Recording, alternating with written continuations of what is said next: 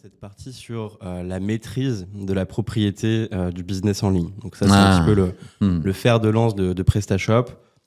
Vous avez donc, encore une fois, je mets en valeur le travail de tes équipes, sorti un livre blanc sur le Total Cost of Ownership, qui remet bien les choses à plat.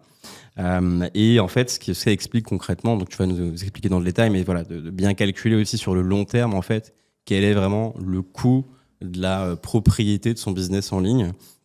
Donc, de ton côté, est-ce que Jet, tu peux nous expliquer un petit peu quelle est votre vision des choses sur cette partie propriété de notre business? Alors, c'est un sujet qui, je pense, est de plus en plus d'actualité. Tu as deux modèles pour moi. C'est comme dans la vraie vie, hein, en fait. Tu as un appartement ou une maison, tu la loues ou tu l'achètes. Okay. Et les deux modèles sont bons, en fait. D'accord ? Mais la propriété est un bon modèle aussi. Et notre positionnement, il est clairement là-dessus. On a de la compétition sur les offres SaaS, bien entendu. Mais on a un certain nombre d'acteurs qui restent sur des modèles, qui peuvent avoir une solution SaaS, mais nous, de notre côté, on a sorti une solution PaaS, on a une solution open source. PaaS, pour ceux qui... Platform as a service. C'est-à-dire que, en fait, tu prends PrestaShop Enterprise, pour ne pas le citer, et nous, on va l'opérer. D'accord, ok. Mais tu restes propriétaire quand même de ton site e-commerce. Okay. Alors, pourquoi on croit fermement à ce modèle ? Parce que quand tu as des ambitions dans les commerces et que tes investissements vont s'adapter à tes challenges que tu vas relever. Au départ, c'est l'acquisition de trafic, tu vas prendre tes premiers paliers de développement, puis au fur et à mesure, tu vas essayer d'optimiser le trafic qui te coûte cher, on pourra en reparler. Et ensuite, tu vas avoir des volontés d'expansion internationale. Donc, si tu as le contrôle de ta solution, tu vas pouvoir l'adapter au fur et à mesure de tes challenges. Donc, nous, notre positionnement, il est fort. C'est cette liberté que l'on donne à nos marchands, en tout cas les utilisateurs de la solution PrestaShop, parce qu'ils ont à la fois le contrôle, la customisation telle qu'ils le veulent. On pourra revenir aussi sur les éléments de différenciation par rapport à une compétition qui est féroce. Le e-commerce a beaucoup d'acteurs. Il faut arriver à personnaliser au contexte. Donc, cette capacité à customiser, elle est importante. On en parlait aussi de customiser avec des solutions logistiques locales, etc. Ce modèle-là, il le permet de manière forte. Le deuxième sujet, c'est le contrôle sur ta donnée, sur la localisation de tes données. Ça, c'est hyper important, de plus en plus dans nos contextes. Donc voilà. Et puis ensuite, tu as le contrôle sur tes coûts. Tu adaptes ta voilure, on va dire tes coûts, à ta réalité économique. Et les sujets de rentabilité sur les e-commerçants, ils sont de plus en plus prégnants, en tout cas sur le moyen terme. Tu es parti dans une phase d'investissement, mais après, il faut que tu arrives à des seuils de rentabilité. L'autre modèle te permet d'aller vite, avec une capacité d'adaptation qui est beaucoup plus faible. Normal, tu utilises les services en ligne. Et quand tu investis sur de la connexion, etc., sur ces solutions-là, tu es loqué avec l'éditeur. Et donc, tu subis le prix de ta location. Ouais. Et 1 an et demi, on a un acteur qui augmente de 25% ses prix, ou 30%, entre 25 et 30%. Quand tu as investi 100 000 euros ou 50 000 euros de projet sur cette solution-là, tu ne peux pas les voir ailleurs. Tu subis le prix. Voilà. Ouais. Donc ça, c'est philosophiquement, c'est deux systèmes qui sont différents. Les deux se valent, mais ils n'ont pas l'un. Peut-être que l'e-commerce est une commodité. L'autre, c'est un élément stratégique. Et alors à ce moment-là, il faut considérer, la propriété, on va dire. Ouais, voilà. C'est intéressant cette analogie locataire-propriétaire. Oui. C'est vrai que souvent, quand même, on peut se dire, voilà, on a envie d'aller vite, mais il ne faut pas oublier que sur du long terme, c'est toujours plus rentable d'être propriétaire, tout simplement, de son site, comme de sa maison, même si ça demande peut-être un investissement au départ qui est peut-être plus conséquent. Oui, puis je pense qu'on sous-estime des coûts cachés d'utilisation de Tu penses à quoi, par exemple ? Alors, sur la propriété, tu vas avoir des charges d'entretien. Alors, nous, on a Voilà. Donc, que tu n'auras pas sur le modèle SaaS, et ça milite. Mais sur le SaaS, tu vas avoir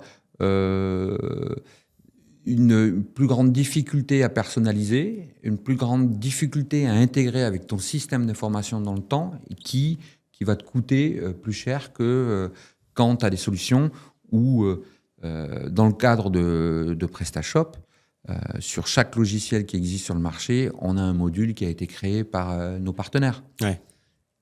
Ça, et pour le contexte local français, pour le contexte local espagnol, on sait qu'en Espagne, on n'a pas tout à fait les mêmes solutions de paiement. On va avoir aussi, même sur la CRM, des logiciels qui sont différents, qui sont dans les usages. Voilà. Ouais. Ces coûts-là, tu les estimes pas au départ. Voilà. Et puis dans le SaaS, tu vas avoir des coûts cachés, potentiellement liés à l'usage de fonctionnalités additionnelles. Tu es prisonnier, tu peux avoir aussi des coûts liés au paiement, etc. Ouais. Voilà. Donc, quand on prend ces décisions, il y a la partie coût, investissement initial, mais il y a aussi au long cours. Ouais. Et je conseille aux commerçants d'avoir cette évaluation holistique, en tout cas globale, des coûts. Ok, hyper intéressant. Voilà.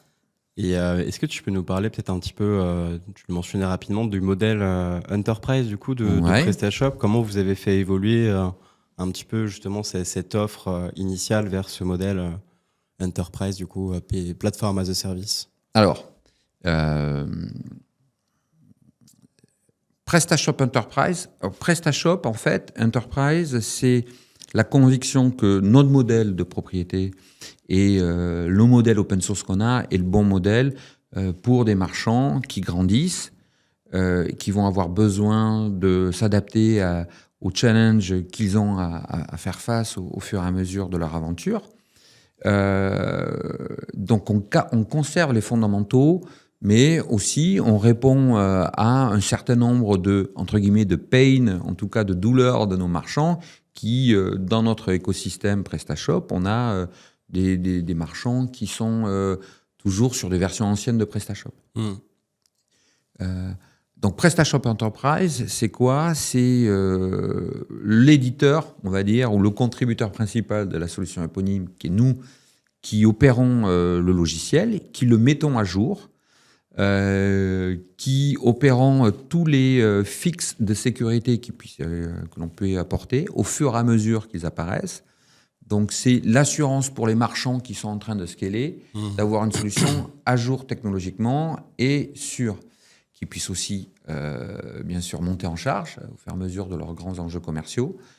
Donc, c'est ça, ce shift où on prend un peu plus la main et puis on le fait avec des partenaires privilégiés, des experts PrestaShop, nos top experts, avec des lignes techniques, des guidelines techniques qui sont beaucoup plus élevées. D'accord.